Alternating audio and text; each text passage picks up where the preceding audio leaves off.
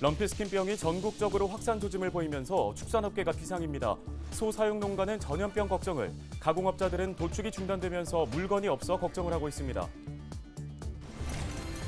업체 경영난으로 중단됐던 속초 북방 항로가 10년 만에 다시 재개됩니다. 국내 한 해운업체는 해양수산부로부터 면허를 취득하고 11월부터 속초항에서 러시아 블라디보스톡을 잇는 정기 노선을 취항한다고 밝혔습니다. 미래산업 활성화를 위한 싱크테크의 역할을 하게 될 원주 미래산업진흥원이 내년 상반기에 출범합니다. 진흥원은 남원주 역세권 투자 선도지구 창업지원 허브에 설립됩니다. 31일 오전 10시 50분쯤 영월군 도원리에서 밭일을 하던 60대가 트랙터 로터리에 다리가 말려 중상을 입었습니다. 같은 날 영월군 화원리에서는 60대가 콩 탈곡기에 손이 껴 심정지 상태로 병원으로 이송됐습니다.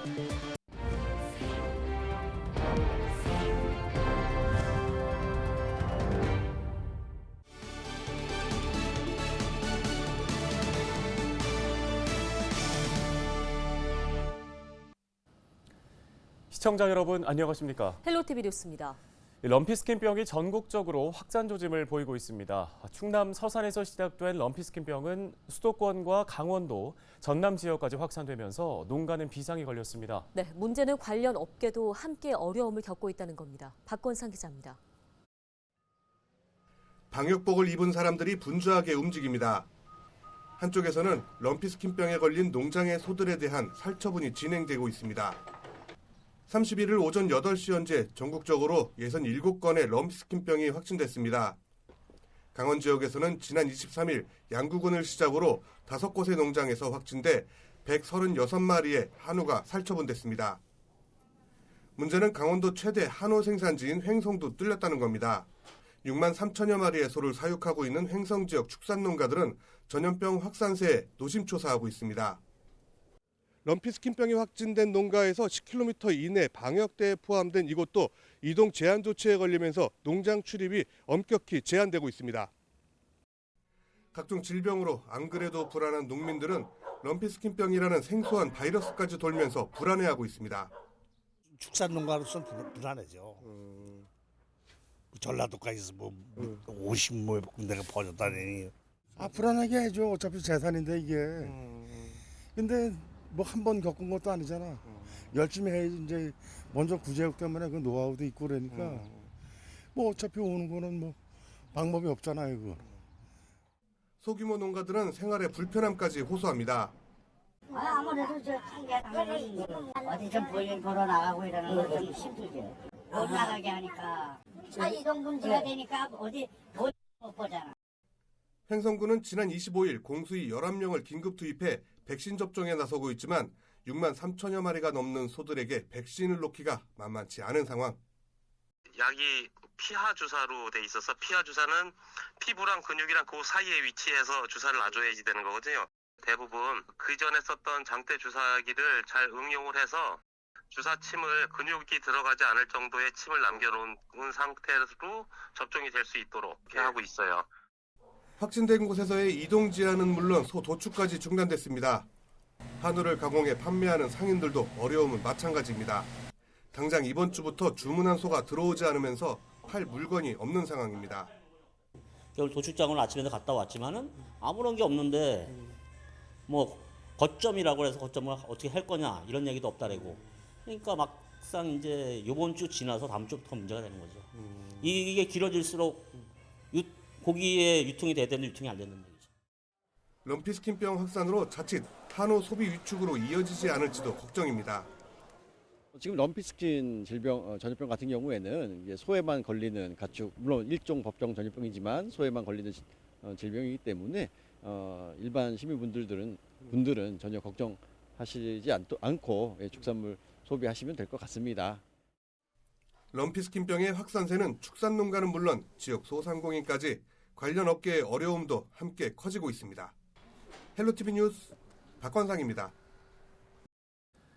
다음 소식입니다. 속초항에서 러시아 블라디보스토크 항을 잇는 정기 노선이 11월 공식 취항합니다. 업체의 경영난 등으로 중단됐던 북방 항로가 거의 10년 만에 다시 열리게 되는 건데요. 네, 국내 한 해운업체는 16,000톤급 카페리오를 투입해 주 2회씩 운항한다는 계획입니다. 보도에 최성식 기자입니다. 속초항 국제크루즈터미널의 카페리오가 위용을 드러냅니다. 16,000톤급 대형 여객선으로 길이가 167m에 달합니다.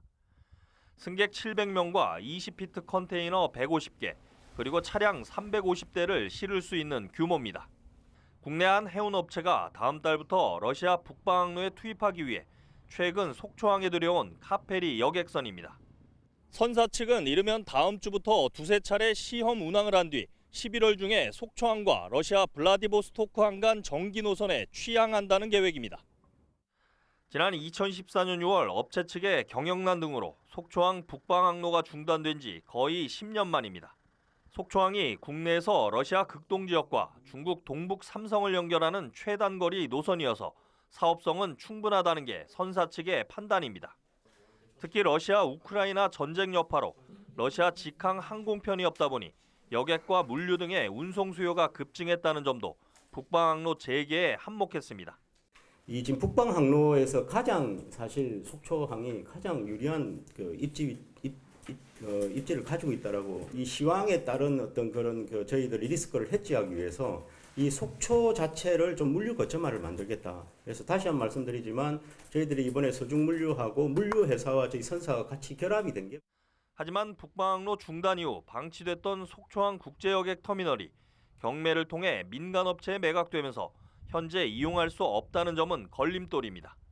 강원도와 속초시는 우선 여객과 화물을 이원화해 운영하고 터미널 건물을 다시 매입하겠다는 입장입니다. 저희가 국제여객 터미널에서 여객과 화물을 같이 취급할 수 있는 입장이 안 되기 때문에 여객은 크루즈터미널에서 내리고, 그리고 화물은 신부도 CY에서 내리는, 그렇게 지금 진행이 돼 있고요. 러시아 블라디보스토크를 운항하는 동해항과의 노선 중복 문제에 대해 선사 측은 해당 노선도 포화에 달할 정도로 여객 수요가 급증한 상황이고 오히려 상품이 다양화돼 이용객 편의가 증가할 것이라고 설명했습니다. 속초시는 국제선 크루즈에 이어 북방항로 재개로 인해 국제적인 관광도시로 도약할 발판을 만들게 됐다고 환영합니다. 또 여러 가지 우리가 그 포트 세일을 통해서 크루즈는 크루즈대로 가는데 매번 주 2항차가 될 수 있는 기회가 지금 꾸준히 간다 그러면 크루즈와 페리가 함께 있는 도시, 그러면 속초가 정말 또 하나의 어떤 질적 상승되는 그런 도시가 되지 않을까. 속초시의 기대대로 속초항이 환동해권 여객과 물류의 거점 항만으로 다시 도약할지 주목됩니다. 헬로티비 뉴스 최성식입니다. 미래산업 활성화를 위한 싱크탱크 역할을 하게 되는 원주 미래산업진흥원이 내년 상반기에 출범합니다. 원주 미래산업진흥원은 반도체, 이모빌리티, 데이터 산업 등 미래산업 육성과 정책을 수립하는 역할을 하는데요.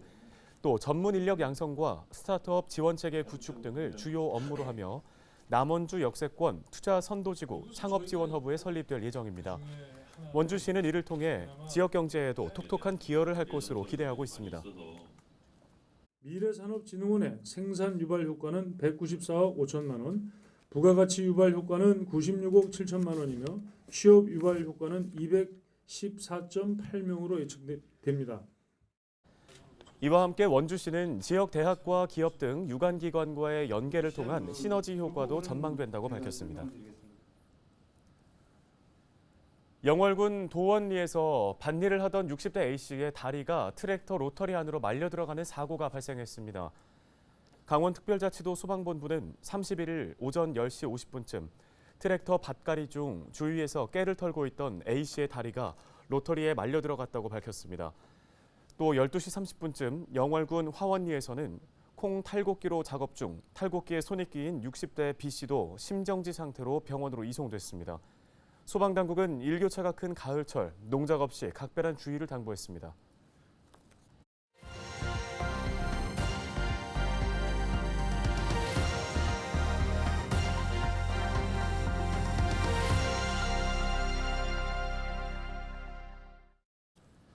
지역 소매를 막아라 케이블 TV 공동기획 보도 순서입니다. 우리 지역의 소식 얼마나 알고 계신가요? 사실 대부분의 언론이 주로 중앙의 소식만을 다루고 있는 실정인데요. 네, 지역의 소식을 전달하는 지역 방송의 필요성이 커지면서 힘을 실어줘야 한다는 주장이 나오고 있습니다. 심다혜 기자입니다. 지난 5월 은평구의 한 어린이집이 인가 때도 문제가 없었던 스프링클러 때문에 폐원 위기에 놓였다는 소식을 전해드린 바 있습니다. 네, 보도가 나간 이후에 이 문제가 해결되면서 어린이집을 계속 운영할 수 있게 됐습니다. 잘못된 행정을 지적해 폐업 위기에 놓인 어린이집을 구하고 계남면 사무소 습격 사건이 허구라는 사실을 지난달 보도해드린 바 있습니다. 최근 민족문제연구소 부천지부가 학술대회를 열고 본격적인 문제 제기에 나섰는데요. 지역의 잘못된 역사도 바로잡게 된 건 바로 케이블 TV 지역 채널의 보도 때문이었습니다. 케이블 TV는 지난해 12월 기준 총 90개사가 1,272만 가구의 지역 채널 서비스를 제공하고 있습니다. 뉴스를 통해 지역의 크고 작은 소식을 전달하는 스피커 역할을 톡톡히 하고 있습니다. 기획보도와 전문가 대담을 통해 지역의 의제를 다루고 재난방송과 지자체장 선거방송 등 지역 및 맞춤 정보를 제공합니다. 2년 전부터 시작한 커머스 방송을 통해 지역 소상공인의 판로도 개척하고 있습니다. 이렇듯 지역 채널은 주민과 호흡하는 지역 밀착 방송으로 성장해왔지만 최근 급변하는 미디어 환경 속에서 위기를 겪고 있습니다. 그나마 지역 방송을 지원하기 위한 특별법이 지난 2014년 힘겹게 국회를 통과했지만 실상 유명무실한 상황입니다. 액수도 적고 지원 방식이라든가 이런 것들이 제대로 안 되다 보니까 법은 만들어놨지만 실질적인 효용 가치를 못 느끼고 있는 것이죠. 이마저도 케이블 TV 지역 채널에겐 그림의 떡입니다. 특별법이 지역 지상파 방송만 지역 방송으로 규정하고 있어 지원 대상에서 빠졌기 때문입니다. 상황이 이렇다 보니 부산과 인천, 경남, 서울 등에서는 지자체들이 먼저 나서서 지역 채널 발전을 위한 지원 조례를 만들고 있습니다.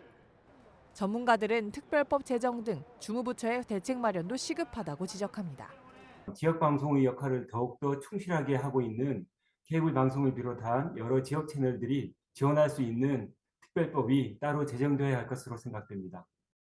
서울 공화국으로 불리는 대한민국, 지방 분권화와 함께 전국 226개 지역의 소식을 책임지는 지역 채널에 힘을 실어줘야 한다는 목소리가 커지고 있습니다.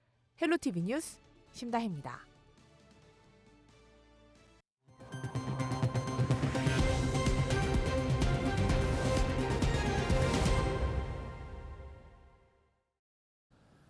다음 소식입니다. 태백 영동선 ITX 마음열차 요금 할인 행사가 연말까지 2달간 연장됩니다.